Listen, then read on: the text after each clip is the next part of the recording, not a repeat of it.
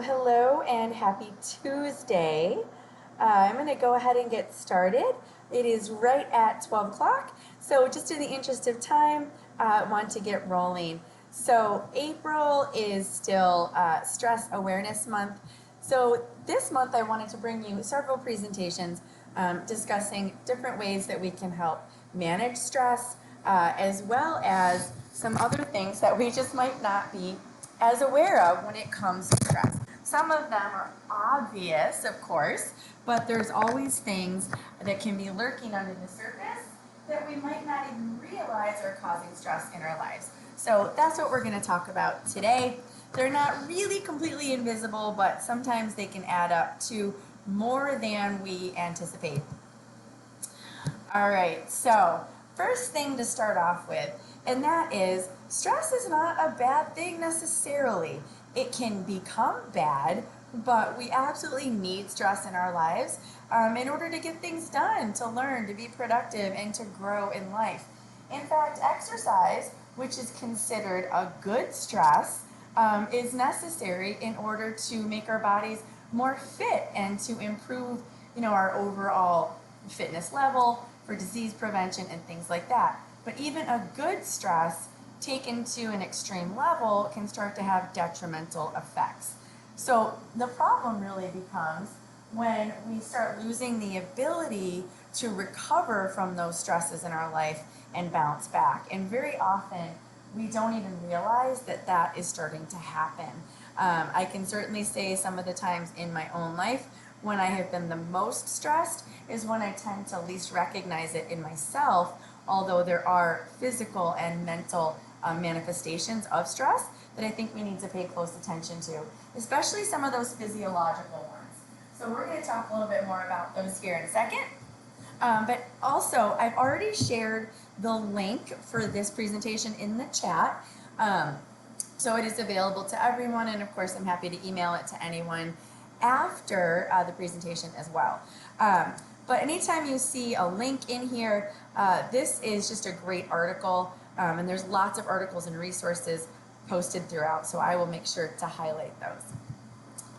Anyway, okay, one of the first things to discuss then is what are some of the signs and symptoms of stress. Now, I want to say before I go any further that if you are experiencing any of these things, you really also do want to check with a doctor to make sure that they're not coming from another source. In other words, if you're suddenly noticing a rapid heart rate, or you're nauseous more often than you should be, or you're dizzy, or you're having chest pain, or anything like that, please do check with a doctor. Let's make sure that it's not coming from another source. But stress can cause all these things, which is crazy. You can have digestive disorders, or not disorders, but disturbances. Personally, that's something that I've experienced quite a bit, and that is GI stress, distress when I'm undergoing stressful situations. I've experienced increases in blood pressure, and there's lots of things that can actually physiologically affect our bodies. Because when we feel stressed, our body releases certain hormones that are meant to help us cope with them, but if those stressors are never removed, they can start to actually have a major physiological impact on our bodies. So just some of the things to consider if you're starting to notice some of these things. I think some of the other really big ones are things like a compromised immune system. Noticing that maybe you're getting more colds than you really should be, or things like that. There can be a lot of things lurking under the surface. Hopefully by the time we're done today, maybe there's a few things that you might be able to identify that could be causing stress in your life that maybe you weren't aware of before. All right, so a really big one, and that is information overload. I think especially since so many of us have been in work from home land for so long, there's this real tendency for information overload. Most of our jobs do require a lot of electronic communication, besides just emails and all that sort of thing. But then if we're filling some of our free time with social media, YouTube, Netflix, Pinterest, whatever, It's really possible that we're just getting too much electronic information, especially if some of that information overload carries things like news or things that make you upset or anxious or angry. That can really start to affect the way that we process things and our overall stress level. So, just again, a few things to think about maybe if you are experiencing information overload. Some indications might be, for example, maybe you like to get on social media because you want to catch up with your friends, your family, or something like that, but you don't have to be on there for very long before you start seeing things that make you anxious, that make you angry, that just kind of exhaust you. Um, perhaps our information overload is distracting us from doing things that are really important in our lives. So things like our health and fitness, maybe sleep and family. Personally, I decided for Lent to delete my Facebook and my Instagram apps because I personally had a tendency in the evening to want to scroll to catch up with my family and stuff like that. And, it ends up turning into way more time than it should. The next thing you know, you're going to bed too late and that kind of thing. So, another indication, and I have to say, this was something that I felt as well. The idea of a little bit of a digital vacation feels scary, but it also feels a little bit freeing. You kind of get that anxious feeling if suddenly you're not connected and you don't know what the latest thing is going on. That's a really good indication that perhaps some of our involvement in technology, especially outside of work, can really be adding to our stress levels. So consider, really maybe take a little time if that sounds like you, to consciously consider where you really want to place your attention.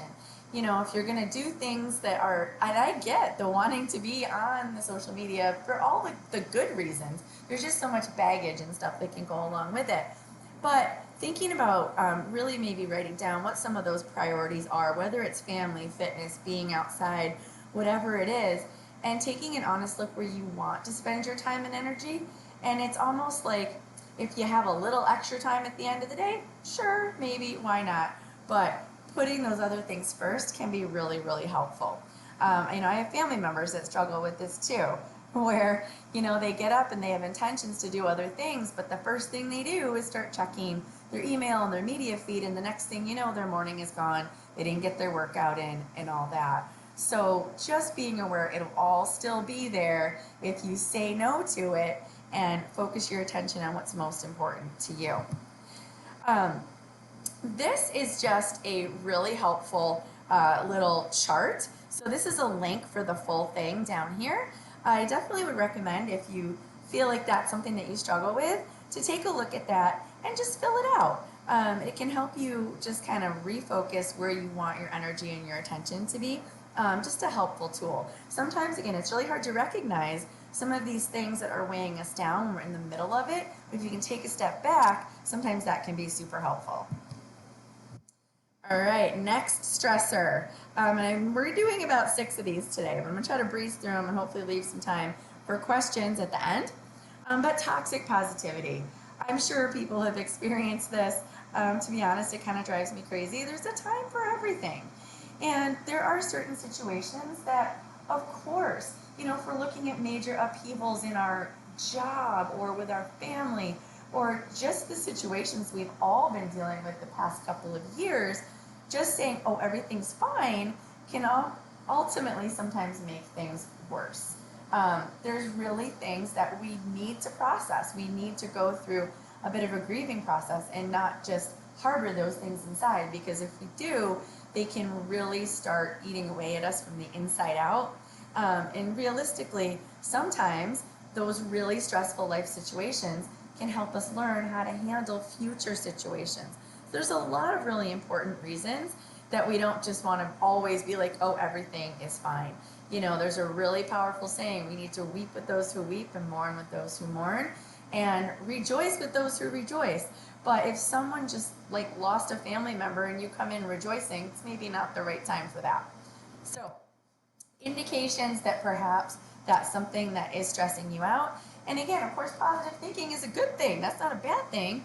But we need to make sure that, we're not shoving emotions that are normal and healthy to feel underneath the rug and letting them fester inside. So I think that's super important just to be aware of. Um, so something we can do, and really, if this is something anyone is struggling with, I highly recommend, there are employee, services available to speak with counselors and someone who's just, a third party who can listen and help you sort some of these things out. So if that's you, maybe that's a really good option to consider. But it's really important to recognize emotions that we feel, and especially the ones that might be slightly uncomfortable. Some people don't like feeling anger or loneliness or things like that, so they tend to try to ignore them. But it's really, those things are okay. We want to recognize how those feelings affect our bodies, and sometimes really doing that can help us to, again, process what happens in our lives and help us to understand how we want to react to things. There's a great saying out there, and I don't know who it comes from, but life is about 10% what happens to us and 90% how we deal with it. So we do need to make sure that we're doing that. All right, next one. Some noises are inevitable, but oh my goodness, the neighbor's leaf blower at like 6 o'clock on a Saturday morning, or maybe it's, a neighbor's barking dog when you're trying to sleep at 2 o'clock in the morning, or, whatever it may be. If there's constant noises that just really are hard for us to process, that can be really stressful. Now, of course, we have that natural stress response. I mean, if someone is in traffic and you almost get in an accident, you want them to lay on the horn so that you all of a sudden recognize there might be a situation we need to be aware of. These noises are so that we can perceive and interpret and respond to the sensory information in our world. So our body will create that fight or flight response so that it can get us out of danger. But if those loud noises, those startling sort of noises continue, then we continue to get more of that stress hormone than we need, and that can start having a negative cascade of effects on our body over time. That can even lead to things like adrenal burnout and stuff like that. So what can we do? Well, some of the indications, some people are just more sensitive to loud noises or things like that. Some people are really comfortable in crowds and with lots of noise and commotion. And for some people, that creates a sense of panic. So just kind of being aware of what situations you're comfortable in, knowing what things are going to cause you stress, hopefully you can prepare a little bit so that they are not as stressful for you. But some things to consider. How could the volume be turned down? If there are noises and just chaotic situations in your life that do stress you out, they may just be part of life that we have to begin to work around, but then how can we do that? So maybe it is closing the blinds if your dog is the one barking at the mailman when they go by. Or I personally know for a while we had this cat. Loved the cat, could not handle the meowing. It was awful. I needed to get noise canceling headphones to sleep at night. My husband didn't bother him at all, but it was really stressing me out. Fortunately, the noise canceling headphones helped a lot, but there are things that we can do to make some of those situations a lot more pleasant. And it also might be the case, for example, when we lived in Colorado, we had some neighbors, and we didn't know, these neighbors worked from home at that time. We did not work from home. And our dogs were driving them crazy, and we didn't know it. So if we didn't know, we couldn't fix it. They approached us very nice, very politely, and just said, hey, I don't know if you are aware, but, this is happening. And of course, we took steps immediately to make sure that didn't happen anymore. But are there things that you can do to help make the situation better? Something else that just might be helpful is try to build in some quiet breaks if you can in the day. I mean, whether it means going in your closet or just going outside for a few minutes, that kind of thing can be really, really helpful to refocus and bring those stress levels down. All right, next one, emotional labor. The visual I want you to get in your head here, and this can affect pretty much, not everyone, but people in lots of occupations are asked throughout the day to not only manage the feelings of other people, but also control our own responses to it. It can be absolutely exhausting. The risk of burnout is very, very high. So getting the visual in your mind of someone working at the DMV, or I always think about those people that work at the counters at the airlines when people are angry and they're yelling at them and they have to maintain their composure and they have to be very polite and gives just wonderfully nice responses. How about how challenging that must be? If anyone out there is in that kind of position, and maybe even it's at home, it might not even be at work, but that kind of thing can be really challenging, especially if you're really empathetic, like I tend to be. So, some indications, if part of the work environment means that sometimes there's comments that are not so nice. People are yelling at you maybe for things that you didn't do, things like that because they're frustrated. They pour it out on you. Trying to manage that throughout the day can be exhausting. But again, as I mentioned, that could even be at home.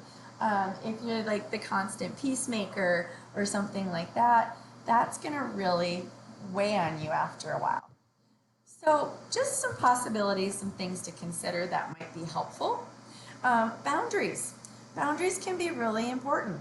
It is okay to set healthy boundaries, whatever situation you're in.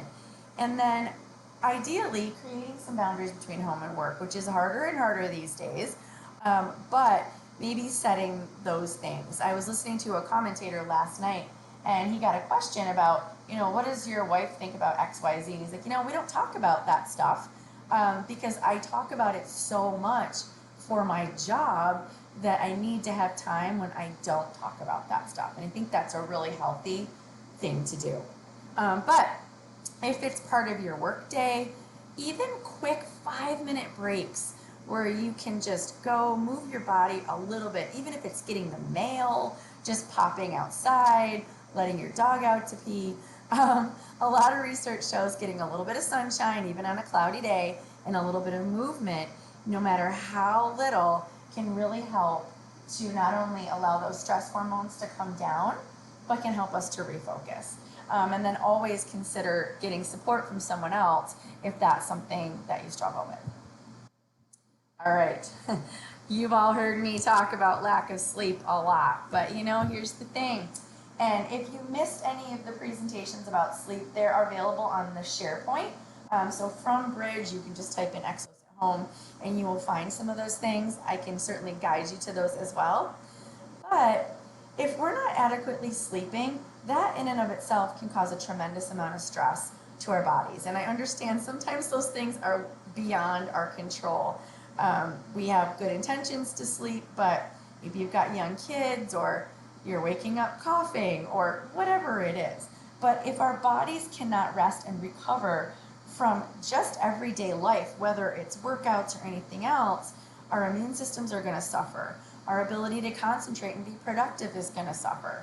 In fact, our appetites are even going to suffer. People that tend to be sleep deprived tend to migrate more towards junk foods and comforting things and things like that.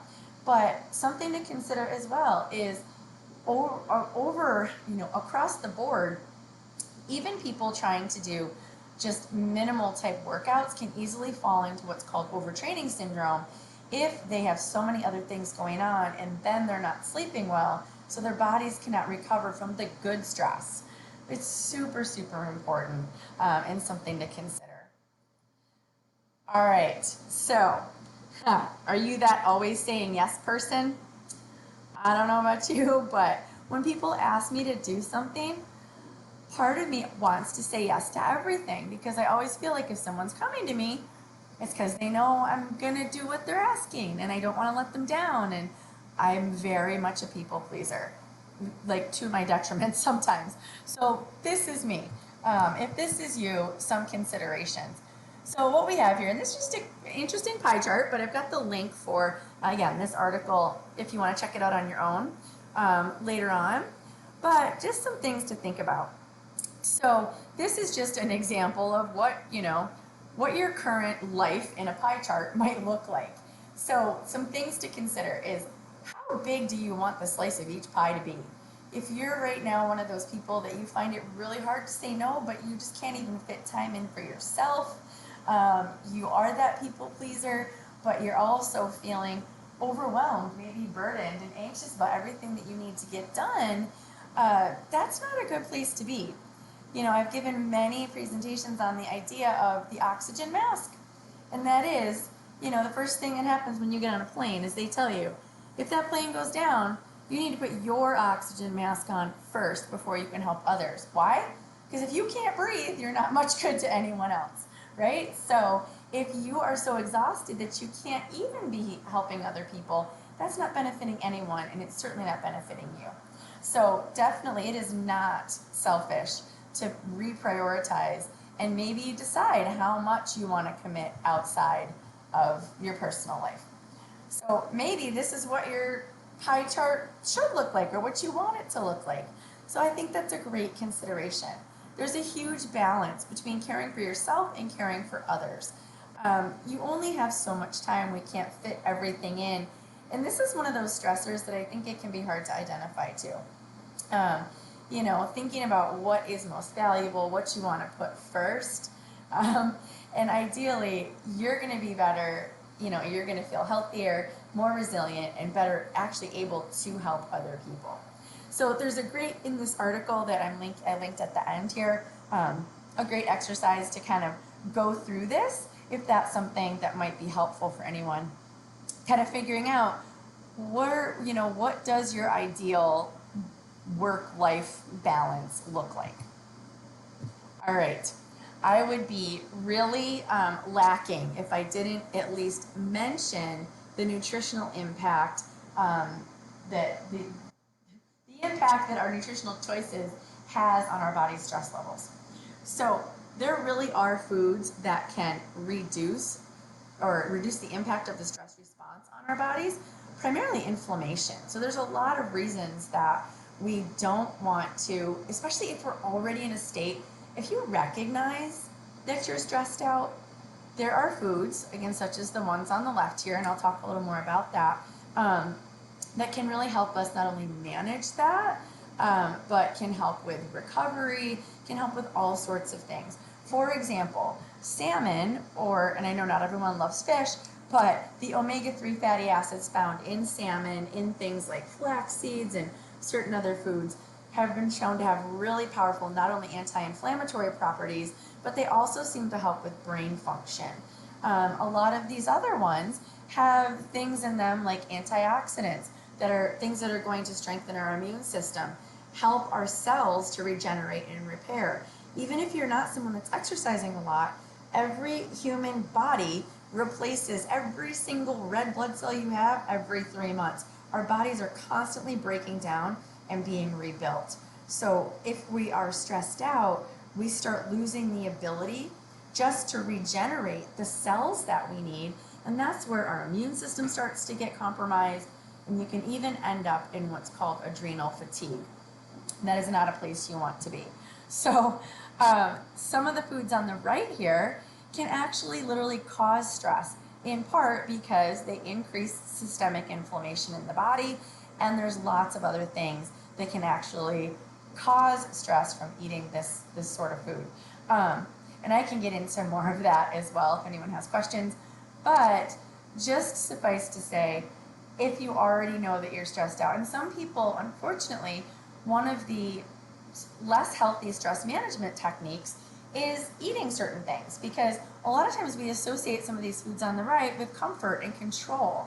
And when things feel out of control, one of the human tendencies is to focus on whatever it is we can control. But recognizing that in yourself is, I think, the first step for anyone that actually does recognize that that's how they manage stress. Just being aware of it can help us to make some different and better choices. But as with everything, that's not like saying, oh, you're never going to eat pizza again, or, you're never going to go out and have a glass of wine with dinner. It's not saying that at all. It's really more our regular patterns and habits. I mean, if you're having a special occasion or something and you're going to have a cupcake or whatever, like, not a big deal. If you eat more stuff like this on the left most of the time, the occasional treat, not a big deal at all. Where it becomes a bigger deal is where it's more of that stress management coping mechanism, and when it's more habitual. that tends to stress out our bodies. All right, we're going to wrap it up here, and I'll stop screen sharing in a minute and take any questions. So some things to really think about. Number one, perception is reality. Sometimes it can be hard to recognize because I don't know about you, but I've been in situations where I feel like, all right, my job is really good. Yes, I have deadlines, but family's good. This is good. That's good. What's going on? Like, why am I experiencing these things? And I can't always see it when I'm in this situation. It's much easier to see when you're looking back at it. So being aware of how our bodies respond is huge. And again, how we perceive things, whether we perceive stressful situations as opportunities to try either doing things different ways, to learn from it, that can be really powerful as well. But if we perceive everything as a threat, that really can add to our stress levels. Some of the other things to think about, and we already talked about this a little bit, but worry. We worry about a lot of things that we have absolutely no control over. And that's a hard thing, but that worry significantly adds to our stress levels. And that's one reason I was talking with someone the other day during a one-on-one session who was, mentioning stuff about the war in Ukraine and all that. And they're asking me if I was up on the latest that day. And I said, I can't look at that stuff before I need to be present and up for other people. I'm not saying it's not important to be up on it, absolutely. But before I need to be present for other things, I will get so empathetic that I'm going to allow that to pull me down, and it's going to affect how I interact with other people all day. So it doesn't mean I don't keep up on it, but I just strategically choose when to allow those things to come into my mind because I know how empathetic I am and I know how I'm going to relate to that. And actually, I've been really having to struggle just recently. We've got, for those of you in Arizona, might be aware there's some really major wildfires raging right now in Flagstaff. I have many dear friends who were evacuated. Thankfully, no one lost their homes.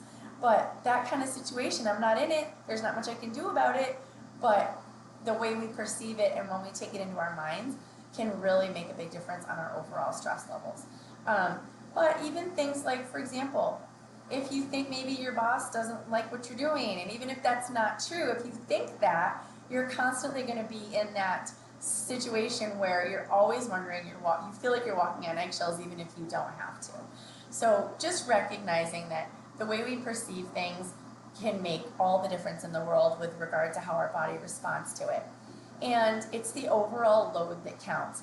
A lot of little stressors can add up to a very stressful situation.